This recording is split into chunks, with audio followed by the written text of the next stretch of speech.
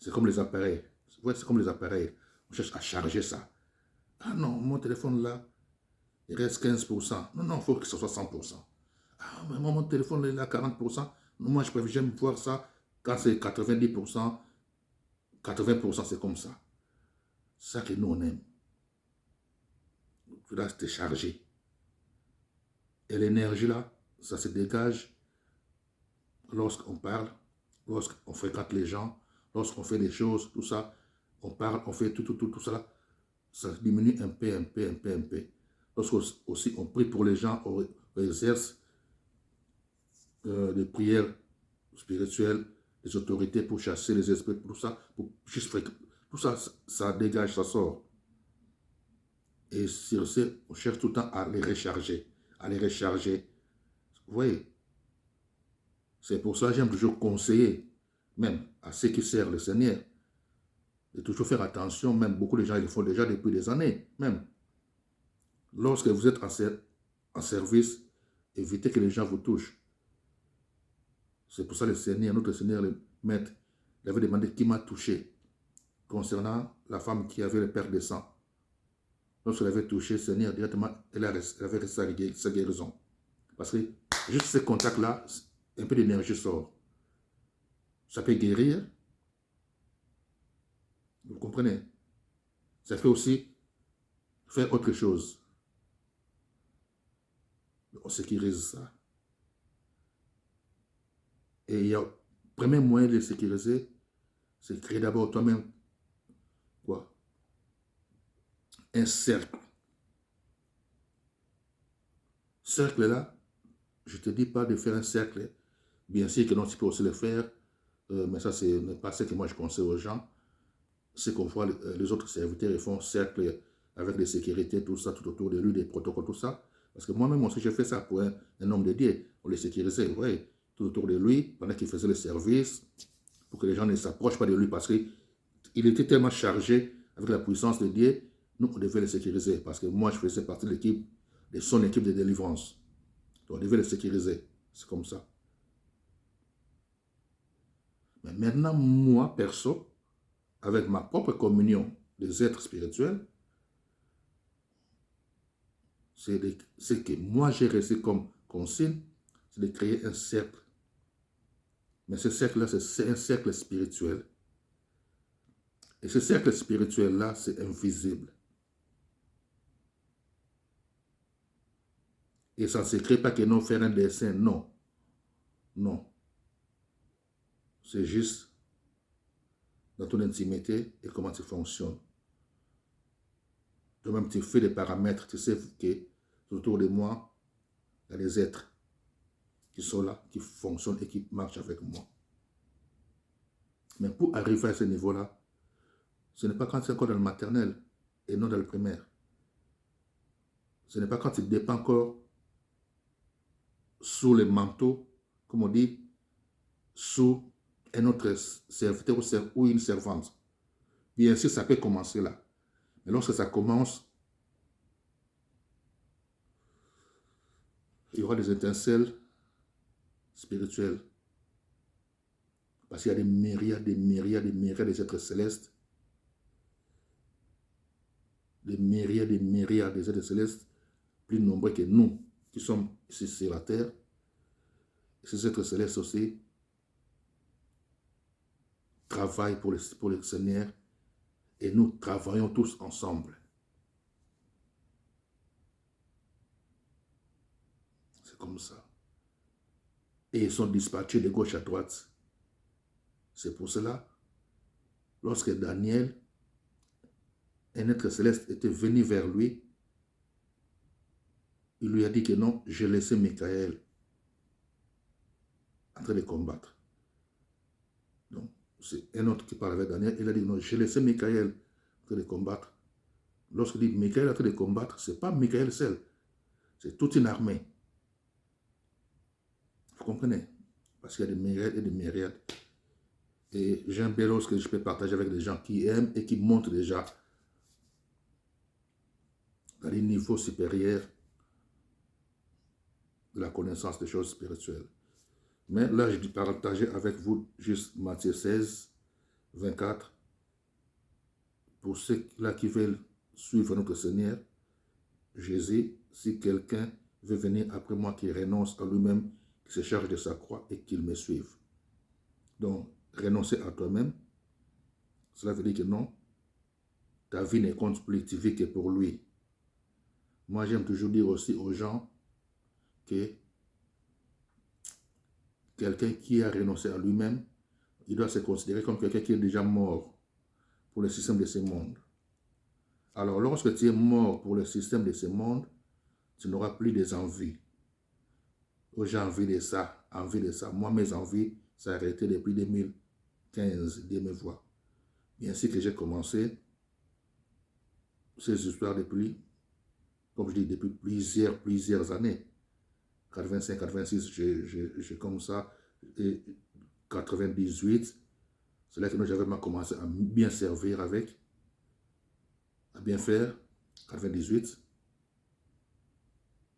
Mais comme on dit, le niveau de la connaissance ou de l'intimité, c'est encore un peu down,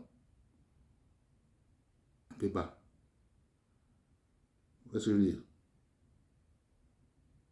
Mais plus tu aimes ça, plus tu cherches à avancer, plus les êtres s'approchent vers toi et tu commences à acquérir beaucoup plus de pouvoir et de l'intimité. Plus tu deviens intime, plus les choses augmentent et beaucoup changent. Comme je dis, plus les envies quittent, plus ça quitte. Ça quitte et c'est à 2015, comme je dis, 2015 là, qui est vraiment mort totale. Il n'y a pas longtemps, 2015. Mais j'ai toujours été serviteur, comme on peut dire. J'ai déjà servi depuis plusieurs années, même plus que 20 ans, plus que 20 ans, plus même, 30 ans, je ne sais pas, mais beaucoup plus. Donc, 98, oui, j'ai commencé vraiment à servir, être engagé vraiment à servir. 98. Mais c'est 2015, stop tous les envies des choses de ce monde. C'est pour ça que même beaucoup de gens disent que comment, du coup, depuis 2015 qu'aujourd'hui, c'est comme c'est une autre personne. C'est comme une autre personne. C'est comme on a remplacé quelqu'un d'autre. Ou même les collègues de travail, des fois, disent que non, je commence à devenir trop plus comme un magicien et quelqu'un de normal. Je dis oui, parce que les choses, ça change trop vite maintenant. Trop vite. Il y a des choses que je ne peux pas vous dire là, non. Parce que c'est comme ça. Je commence à recevoir des visites des êtres célestes, des visites trop. Bien sûr, j'ai commencé à recevoir des visites 98 là. 98, ouais, 98, c'est ça. Des autres visites avant, que je ne comprenais pas ça, je ne sais pas. Mais que moi-même, je commence à comprendre maintenant. Ça, c'est 98. Ça, c'est 98, que non. Ce que les gens appellent des visions. C'est pas que non, tu vois, non. Moi, c'est pas des visions comme ça. Non, moi, je suis comme ça. Comme ça, là. Ouais, comme ça, devant moi. On parle. Papa, c'est fini. Ok. Comme ça. C'est pas dormir, non.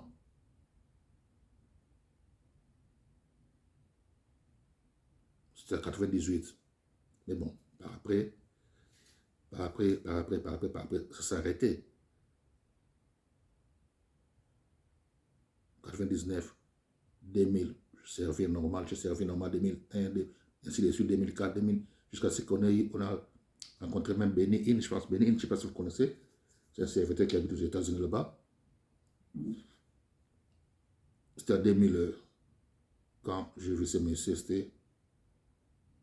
je ne l'ai pas vu comme ça personne. On était en réunion ici, mais j'étais parmi les gens de la réunion qui étaient là dans cette réunion, mais on se vit avant d'autres réunions avec des petits groupes pour préparer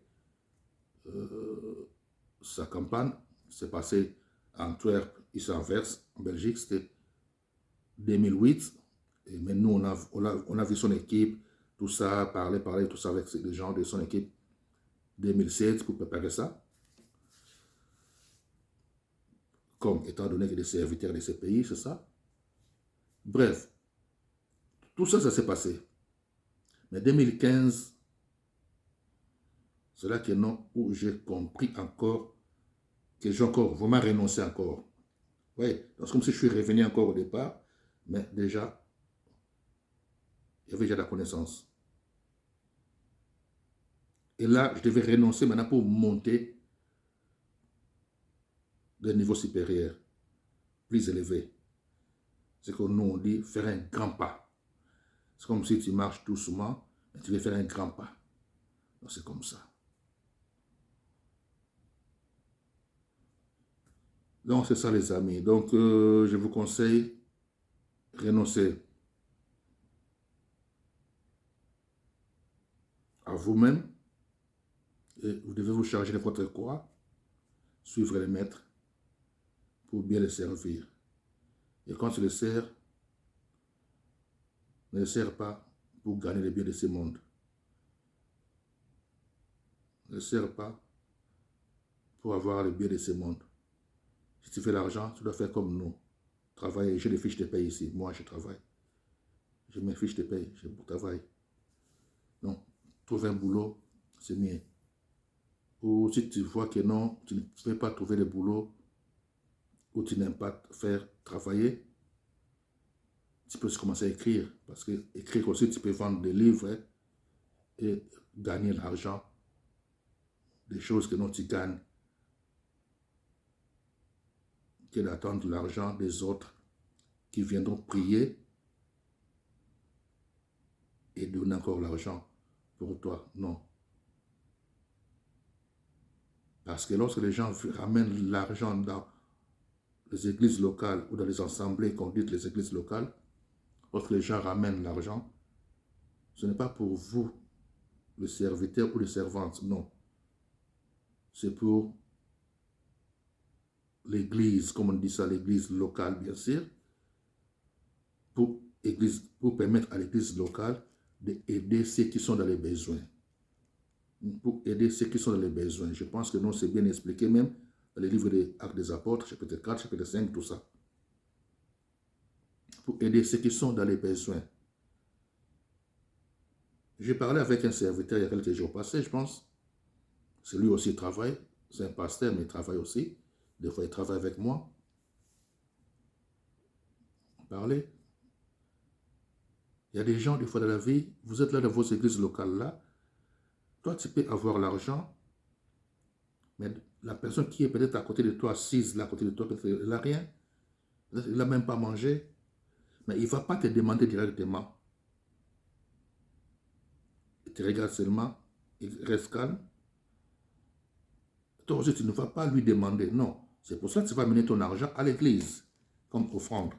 Maintenant, le rôle des pasteurs, tout ça, quand vous recevez cet argent que les gens amènent dans vos paniers, c'est bien bon que quand vous mettez ça dans des caisses, dans les banques, tout ça, c'est bien bon.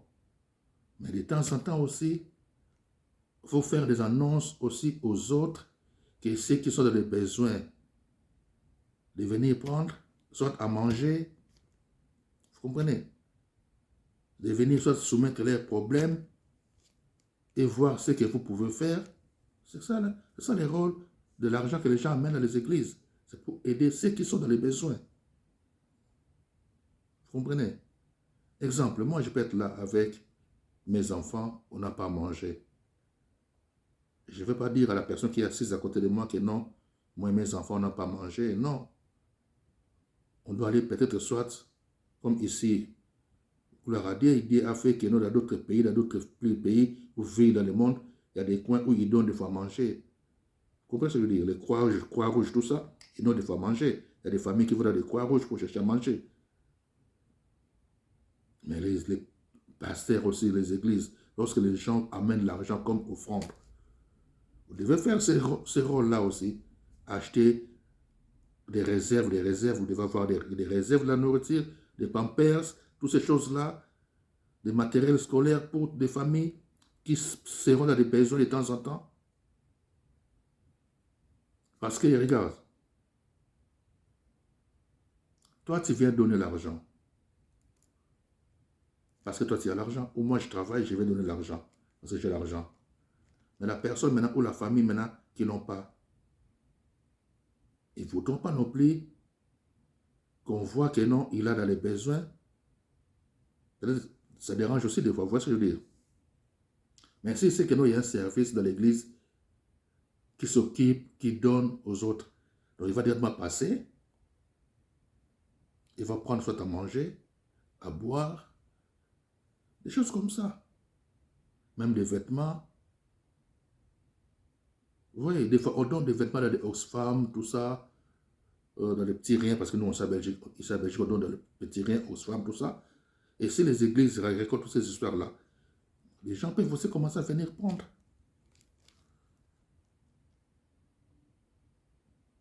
Vous voyez ce que je veux dire? Donc c'est ça les rôles des églises. C'est ça les rôles des églises. Mais par contre, ce qui se passe, des fois ça fait mal. Ça fait beaucoup mal. Tout ça tombe entre les mains de la personne qui se dit pasteur ou, je ne sais pas, prophète, apôtre, je ne sais pas quoi. Et ils reçoivent tout. Il y en a ceux qui aident, parce que j'ai vu un pasteur aux États-Unis. Je ne vais pas citer son nom aussi, mais c'est un Jamaïcain, bien sûr. Je connais. C'est un Jamaïcain aux États-Unis. Lui, il fait des choses comme ça. Ils sont beaucoup, il y a beaucoup qui font, donc ils font. Mais je dis ce que moi j'ai vu dans ces vidéos. Il y a beaucoup de gens qui viennent déposer les vêtements. Il y a aussi beaucoup de ceux qui viennent prendre. Ceux qui sont dans les besoins. Des chaussures, des vêtements, tout ça. Des gens viennent prendre.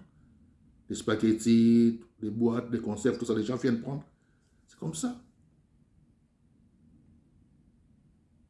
Mais par contre, ici, on avait même ce qu'on appelait ici le confinement avec l'histoire de Covid ici. Des gens s'étaient enfermés dans leur maison, tout ça. Il y avait des fois des groupes, beaucoup de groupes de musulmans dans des coins, avec des camions qui servaient à manger. C'est ça le travail qu'il faut faire, les gars. Vous comprenez? C'est ça le travail qu'il faut faire. Il y avait plusieurs groupes, moi j'ai vu plusieurs groupes de musulmans dans des coins, avec des camions, des femmes, des hommes et des femmes, en train de donner des sandwichs, des cafés. C'est ça, l'œuvre de Dieu. C'est ça, l'œuvre de Dieu. Donc, il faut arrêter avec ces histoires-là que beaucoup cherchent à mettre dans les têtes des autres, dans les têtes de leurs fidèles, que non, nous, on est dans les bons et ce sont les mauvais. Nous, c'est le vrai Dieu, les autres, c'est faux Dieu. Non. Il n'y a qu'un seul créateur. Ça, je vous dis. Peut-être dans le niveau de votre connaissance, là, vous êtes limité dans le niveau de vos petites connaissances, là, serait le terme de petit. Beaucoup sont limités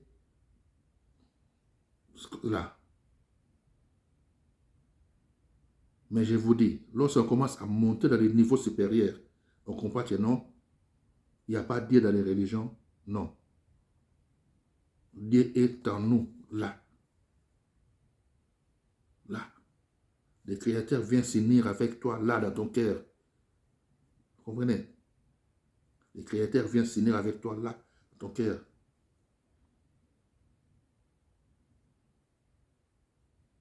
Et le reste, qui va aller au paradis, ça, c'est pas à nous de juger qui va aller. Non. Toi, tu vas lire ce qu'on nous a présenté, ce que nous lisons, et nous croyons à ce que nous, on nous a présenté. Les autres aussi, on les a présentés autre chose et ils croient aussi à ça. C'est ça le monde, ça fonctionne comme ça. Vous comprenez? Les autres vont dire que non, nous c'est le vrai, l'autre c'est le faux. Les autres c'est nous c'est le vrai, l'autre c'est le faux. Ce n'est pas ça. Donc, si toi tu es dans le vrai, c'est bien bon. Alors fais le bien. Fais ce qui est bien pour tout le monde. Même pour ceux qui sont dans le faux. Parce que la Bible que nous lisons nous a dit que nous devons aimer même nos ennemis. Et aimer même ceux qui nous détestent, aimer même ceux qui nous haïssent. Vous comprenez? Mais maintenant, si toi tu veux séparer, donc tu n'es pas dans ce que tu lis là.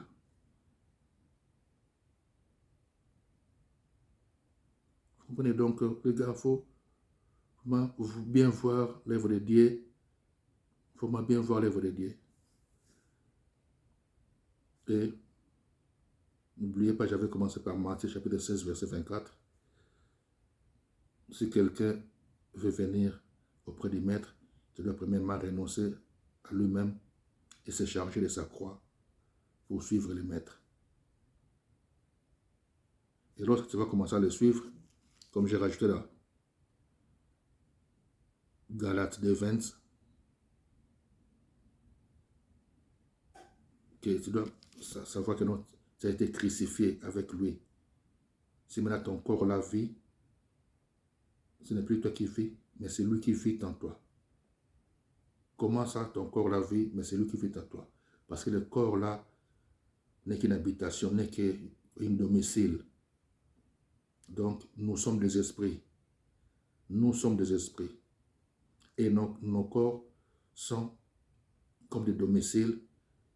Et toi, en tant qu'humain, tu es le responsable du corps là que tu vis. Donc, moi, je suis responsable de mon corps. Toi, tu es responsable de ton corps sur cette planète. Mais tu dois savoir aussi que nous, il y a plusieurs esprits qui n'ont pas de corps. Et ces esprits-là aussi peuvent habiter dans ton corps-là qui t'appelle toi. Parce que toi, tu es un esprit. Vous comprenez? Alors, lorsque nous acceptons Jésus comme Seigneur et Sauveur, automatiquement, son esprit vient habiter avec nous, dans nos corps. Et lorsque son esprit vient habiter dans ton corps, ton esprit et son esprit deviennent un seul esprit. 1 Corinthiens chapitre 6, verset 17. Lorsque son esprit vient habiter dans ton corps, ton esprit et son esprit deviennent un seul esprit. Donc vous êtes devenus maintenant un. C'est pour ça que ton corps, on appelle ça le temple de son esprit, de l'Esprit Saint. Vous comprenez? Alors maintenant, si maintenant tu as été crucifié, comme tu as été maintenant crucifié avec lui, ce n'est plus toi qui vis, mais c'est lui qui vit en toi. Ça veut dire maintenant c'est lui qui conduit maintenant ton corps là. Et toi tu es là pour suivre, pour entretenir ton corps là, pour faire ce qu'il faut faire. Donc toi maintenant tu dois obéir à l'esprit du Créateur. Comment obéir? C'est obéir à sa parole. Quand tu obéis à sa parole, ça veut dire que tu obéis à son esprit qui est en toi. Vous comprenez? Mais si tu n'obéis pas, sache-le que non. D'autres esprits peuvent aussi commencer maintenant à venir t'embrouiller. Parce qu'il y a plusieurs esprits qui n'ont pas de corps. Mais c'est toi qui es responsable de ton corps là. Et lorsque tu acceptes le Seigneur, donc son esprit, le Saint-Esprit vient habiter en toi. Et toi, tu dois suivre maintenant son esprit. Lorsque tu vas commencer à suivre le Saint-Esprit, ton corps et ton âme vont suivre. Et tu vas commencer maintenant à prendre la pensée, le penser, à penser comme lui. Tu vas voir maintenant la pensée de Christ. Tu vas commencer maintenant à penser comme lui. Penser comme lui, ça veut dire faire comme lui. Vous comprenez? Et lorsque tu commences à faire comme lui, c'est par là que non, lorsque les gens de ce monde te voient, ils peuvent dire que celui-là, il a changé. Celui-là, maintenant, il est comme le Christ. Celui-là, on peut maintenant l'appeler chrétien. Celui-là, il est comme le maître. C'est comme ça. Vous comprenez les amis? Donc, on est ensemble. C'est le matin, maintenant. 6h26, c'est chez moi à Bruxelles. Donc, je vais arrêter là maintenant parce que je dois me reposer un peu. Et puis, comme je suis là à la maison, faire autre chose. Je pense, comme je dis, je vais partager quelques versets ce jour-ci qui nous aident. Il faut aimer la parole de Dieu. Il faut vraiment aimer la parole de Dieu. Ça nous aide à grandir spirituellement. God bless you all.